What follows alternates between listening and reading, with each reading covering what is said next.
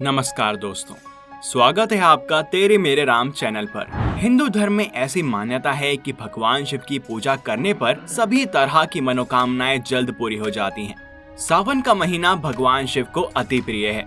इस माह में शिव जी की पूजा उपासना करने से भगवान जल्द ही प्रसन्न होते हैं। भगवान शिव बहुत जल्द प्रसन्न होने वाले देवता हैं और इसीलिए उन्हें भोलेनाथ भी कहते हैं। इन्हें मात्र 1 लोटे जल चढ़ाने से प्रसन्न किया जा सकता है। भगवान शिव की पूजा के लिए किसी विशेष पूजा सामग्री की आवश्यकता नहीं होती है, किंतु भगवान शिव को प्रसन्न करने के लिए बेलपत्र, गंगा जल, भांग और धतूरे का प्रयोग आमतौर पर किया जाता है। लेकिन क्या आपको पता है कि भगवान शिव की पूजा में भांग और धतूरा क्यों चढ़ाया जाता है और इसके पीछे कौन सी पौराणिक कथा है?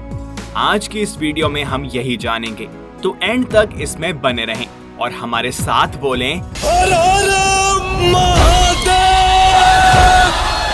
धतूरा भगवान शिव को चढ़ाए जाने वाला एक कांटेदार फल है जो आमतौर पर जहरीला और जंगली फल माना जाता है। इसका धार्मिक महत्व इतना ज्यादा है कि धतूरे के बारे में कहा जाता है कि शिवलिंग पर धतूरा चढ़ाते समय अपने मन और विचारों की कड़वाहट भी अर्पित करनी चाहिए। इससे मन के विचार शुद्ध होने लगते हैं तथा जीवन से कटुता दूर होती है। भगवान शिव का पूजन करते समय एक धतूरा शिवलिंग के ऊपर रखें। ध्यान रखें कि धतूरा अर्पित करते समय उसकी डंडी ठीक विपरीत दिशा में हो, यानी कि आप जहां से भोलेनाथ को धतूरा चढ़ा रहे हो उसके विपरीत दिशा में रखना उचित होता है। फिर धतूरा अर्पित करने के बाद धीरे धीरे उसके ऊपर 1 लोटे से जल चढ़ाते रहें। इस प्रकार शिव जी का पूजन करके धतूरा चढ़ा देने से वे प्रसन्न होते हैं। तो चलिए अब जानते हैं कि इसके पीछे की कथा क्या है। शिव पुराण के अनुसार समुद्र मंथन के दौरान कई चीजें निकली जिन्हें देवता और दानव दोनों ने आपस में बांट लिया, किंतु जब समुद्र से हलाहल विष निकला तो किसी ने उस विष को ग्रहण नहीं किया। विष के प्रभाव से पूरी सृष्टि पर इसका बुरा प्रभाव पड़ने लगा था। तब सभी देवता और दानव भगवान शिव के पास गए। तब भोले भंडारी ने विष के दुष्प्रभाव से समूची सृष्टि की रक्षा करने के लिए विष को अपने गले में धारण कर लिया, किंतु उसको गले से नीचे नहीं उतारा।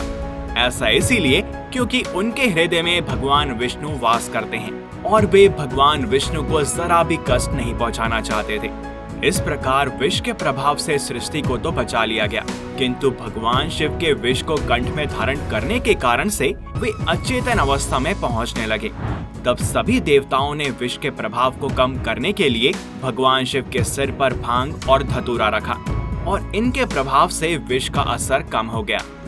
देवी भागवत पुराण में बताया गया है कि देवताओं को ऐसी स्थिति से निकालने के लिए आदि शक्ति वहां पर प्रकट हुई और भगवान शिव का उपचार करने के लिए जड़ी बूटियों और जल से उनका उपचार किया। आदि शक्ति के कहने पर देवताओं ने भगवान शिव के सर पर भांग, धतूरा व बेल पत्र रख दिया और निरंतर जलाभिषेक करने लगे, जिसके कारण से उनके मस्तिष्क का ताप कम हुआ। उस समय से भगवान शिव को भांग व धतूरा चढ़ाया जाता है। ये वस्तुएं भगवान शिव को अति प्रिय हैं, इसलिए भगवान शिव को प्रसन्न करने के लिए इन वस्तुओं को अर्पित किया जाता है। आयुर्वेद में भी भांग व धतूरे को औषधि के तौर पर बताया गया है। वहीं शास्त्रों में बेलपत्र की 3 पत्तों को रज, सत्व और तमो गुण का प्रतीक माना गया है। अगर ये सीमित मात्रा में लिया जाए तो औषधि के रूप में कार्य करता है और शरीर को गर्म रखता है।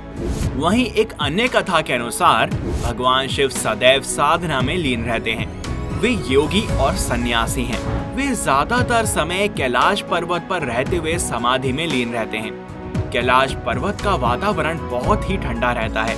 ऐसे में भगवान शिव के शरीर को गर्म करने के लिए भांग और धतूरे का प्रयोग किया जाता है। आज भी हिमालय पर जो सन्यासी योग साधना में लीन रहते हैं वे इन्हीं चीजों का सेवन करते हैं। तो इस कारण भगवान भोलेनाथ के भक्त उन्हें भांग धतूरा अर्पित करते हैं। आपको इस बारे में जानकर कैसा लगा हमें कमेंट करके अवश्य बताएं और बाबा के सच्चे भक्त कमेंट्स में हर हर महादेव अवश्य लिखें। वीडियो पसंद आई हो तो इसको लाइक करें और अधिक से अधिक शेयर करें। साथ ही चैनल को सब्सक्राइब और बेल आइकन को प्रेस करना ना भूलें।